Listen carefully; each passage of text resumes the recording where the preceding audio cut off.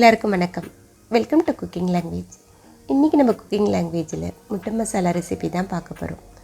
நம்ம யூஸ்வலாக செய்கிற முட்டை மசாலா ரெசிபி போல் இல்லாமல் இதில் ஒரு ஸ்பெஷல் இன்க்ரீடியன்ஸ் சேர்த்து இந்த முட்டை மசாலா ரெசிபியை நம்ம செய்ய போகிறோம். வாங்க வீடியோக்குள்ளே போய் அந்த ஸ்பெஷல் இன்க்ரீடியன்ஸ் என்ன, அதை நம்ம எப்போ சேர்க்குறோன்றதை வீடியோக்குள்ளே போய் பார்க்கலாம். நம்ம சொன்னோம் இல்லையா ஸ்பெஷல் இன்க்ரீடியன்ஸ், அது பாதாம் தான். ஒரு 10 பாதாம் கூட 2 வரமிளகாவையும் கொஞ்சமாக தண்ணியும் சேர்த்து ஒரு 10 நிமிஷம் நம்ம ஊற வச்சுக்கலாம்.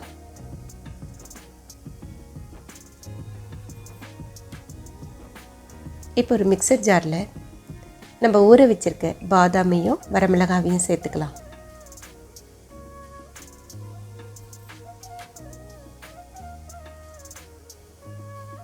இப்போ இது கூட கொஞ்சமாக கொத்தமல்லி, கொஞ்சமாக தண்ணியும் சேர்த்து ஒரு பேஸ்ட் பதத்துக்கு நம்ம அரைச்சிக்கலாம். இந்த அளவுக்கு பாதாமை நல்ல பேஸ்ட்டாக அரைச்சிக்கலாம். இப்போ ஒரு பாத்திரத்தில் 2 டேபிள் ஸ்பூன் எண்ணெய் சேர்த்துக்கலாம். ஒரு 5 முட்டையை வேக வச்சு தோல் உரித்து எடுத்து வச்சுருக்கோம். இப்போ அதில் லைட்டாக வெள்ளையில் கீரல் போட்டுட்டு நம்ம எண்ணெயில் சேர்த்துக்கலாம்.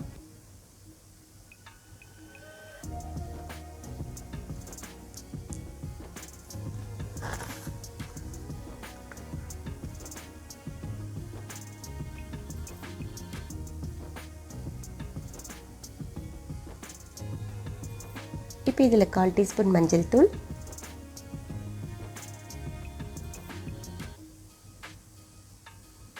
கால் டீஸ்பூன் மிளகாய் தூளையும் சேர்த்து எண்ணெயில் நல்லா பெரட்டி எடுத்துக்கலாம். ஃப்ரெண்ட்ஸ், இந்த ஸ்டெப்பை ஸ்கிப் பண்ணாமல் பண்ணுங்கள். முட்டையை இப்படி ஃப்ரை பண்ணாதான் கிரேவியில் போடும்பொழுது டேஸ்ட்டு டபுளாக இருக்கும். அதனால் கண்டிப்பாக இந்த ஸ்டெப்பை செய்யுங்க.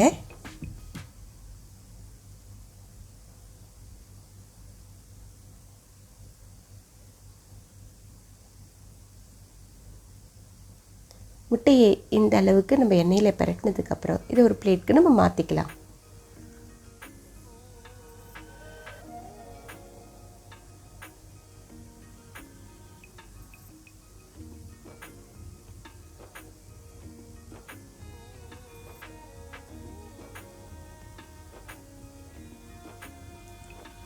இப்போ அதே எண்ணெயில் 1/4 டீஸ்பூன் சீரகம், ஒரு பட்டை, 2 ஏலக்காய், 2 லவங்கத்தையும் நம்ம சேர்த்துக்கலாம்.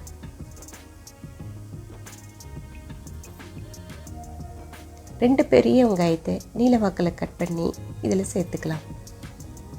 கேஸை நம்ம நல்லா சிம்மில் வச்சுட்டு வெங்காயம் நல்லா வதங்கி வர வரைக்கும் இதை நம்ம நல்லா வதக்கி எடுத்துக்கலாம். ஒரு கிரேவி டேஸ்ட்டாக இருக்கணும்னா வெங்காயம் எவ்வளோக்கு எவ்வளோ வதங்குதோ அந்த அளவுக்கு நம்மளுக்கு கிரேவி டேஸ்ட்டாக இருக்கும். இப்போ வெங்காயத்து கூட 1 டீஸ்பூன் இஞ்சி விழுது,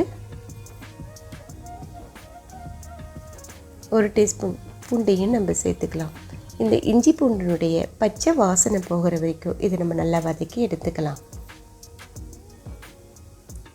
கேஸு சிம்மில் வச்சு இது எல்லாத்தையும் நம்ம நல்லா வதக்கிக்கலாம்.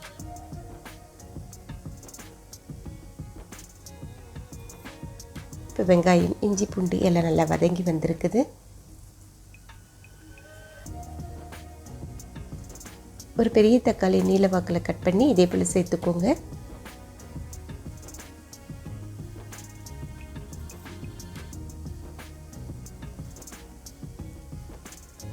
தக்காளி நல்லா வதங்கி வர்றதுக்காக உப்பு கொஞ்சமாக சேர்த்துக்கலாம். இந்த கிரேவிக்கான தேவையான அளவு உப்பையும் நீங்கள் இதில் சேர்த்துக்குங்க. இப்போ தக்காளியும் நல்லா வதங்கி வரணும். வெங்காயம், தக்காளி நல்லா வதங்கி வந்திருக்குது.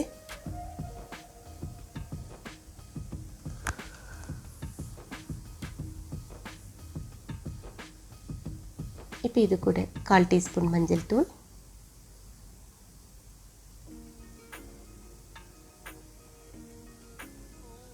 1/2 டேபிள் ஸ்பூன் தனி மிளகாய் தூள்,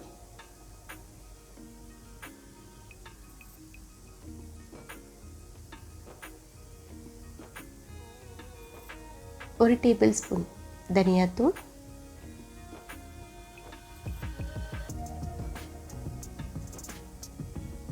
2 டேபிள் ஸ்பூன் தயிரையும் நம்ம இதில் சேர்த்துக்கலாம். தயிர் புளிப்பாக இருக்கக்கூடாது. நம்ம புளிப்பு தயிரை சேர்த்தோம்னாக்கா கிரேவினுடைய டேஸ்ட்டே அது மாற்றிடும். அதனால் புளிப்பு இல்லாத தயிரை இதில் நம்ம 2 டேபிள் ஸ்பூன் சேர்த்துருக்கோம். கூடவே 1/2 டேபிள் ஸ்பூன் மிளகுத்தூளையும் நம்ம சேர்த்து இதை நம்ம நல்லா வதக்கி எடுத்துக்கலாம். நம்ம சேர்த்துருக்க மிளகாய்த்தூள், தனியாத்தூள், மிளகுத்தூளினுடைய பச்சை வாசனை போகிற வரைக்கும் இதை நம்ம நல்லா வதக்கிக்கலாம்.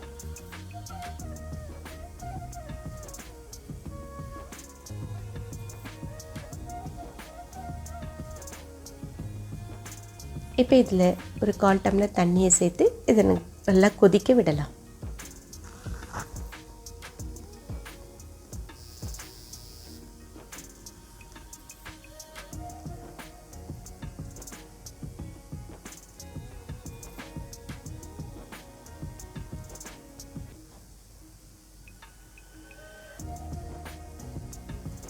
ஒரு நல்ல ஒரு கிரேவி பதத்துக்கு வந்திருக்குது.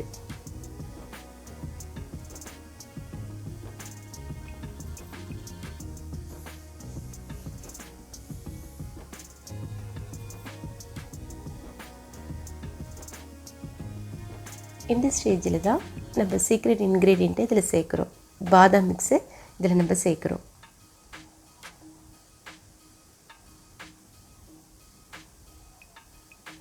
இப்போ மிக்ஸி ஜார்லேயே கொஞ்சமாக தண்ணியை சேர்த்தும் இதில் நம்ம சேர்த்துக்கலாம். இப்போ இந்த பாதாமினுடைய பச்சை வாசனை போகிற வரைக்கும் இதை நம்ம நல்லா வதக்கிக்கலாம்.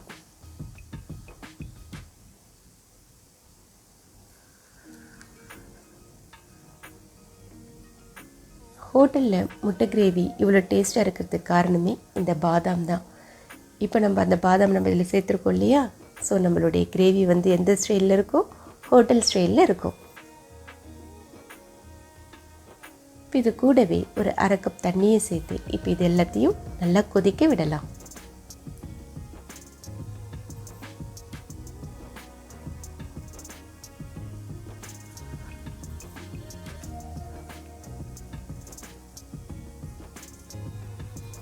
நல்லா கொதித்து வந்திருக்குது.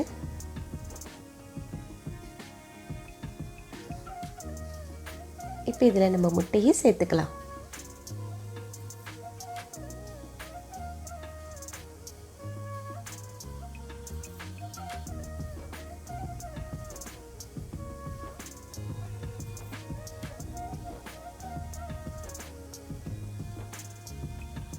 இப்போ இது கூட 2 பச்சை மிளகாவை இதே போல் நீலவாக்கில் கட் பண்ணி சேர்த்துக்கோங்க.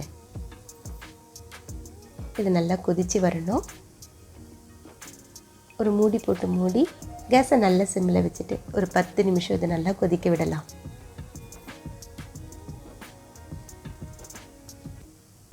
கம்ம கம்மன்னு நம்மளுடைய முட்டை கிரேவி சூப்பராக ரெடி ஆகிருக்குது. இது ஒரு வாட்டி செஞ்சிட்டிங்கன்னு வச்சிங்க, அடிக்கடி நம்ம வீட்டில் செய்ய சொல்லி கேட்டுக்கிட்டே இருப்பாங்க. அந்த அளவுக்கு நம்மளுக்கு டேஸ்ட்டாக இருக்கும் இந்த முட்டை ரெசிபி.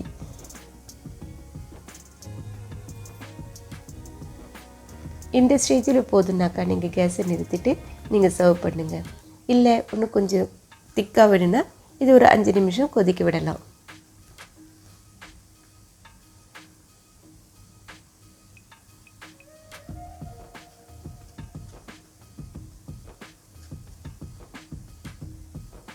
அவ்வளோதான், நம்மளுடைய முட்டை கிரேவி சூப்பராக ரெடி ஆகிடுச்சு. இது இட்லி, தோசை, சப்பாத்தி, சாதத்துக்கு கூட சூப்பராக இருக்கும்.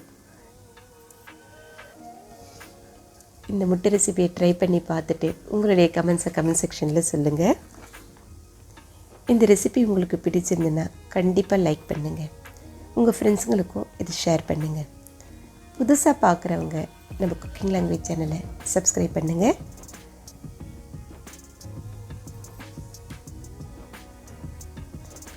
மறுபடியும் இன்னொரு சுவையான ரெசிபியோட சீக்கிரம் சந்திக்கலாம்.